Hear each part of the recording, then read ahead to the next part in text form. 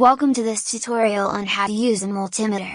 A multimeter is a handheld device that is used to measure electrical properties, such as voltage, resistance, and continuity.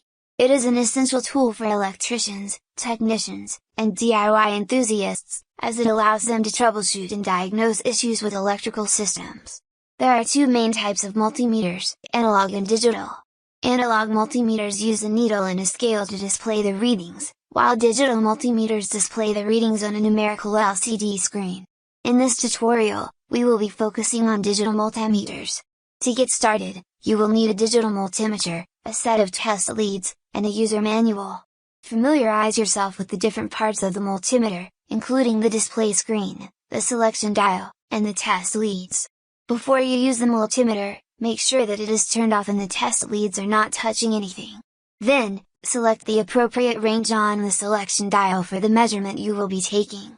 For example, if you will be measuring voltage, set the dial to the VDC range. Next, connect the test leads to the appropriate ports on the multimeter. The red lead should be plugged into the port labeled 𝗗𝗢𝗪𝗡𝗟𝗢𝗓, and the black lead should be plugged into the port labeled COM.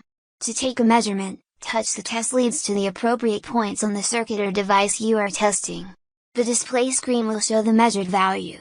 It's important to note that different multimeters have different features and functions, so be sure to refer to the user manual for specific instructions on how to use your particular model.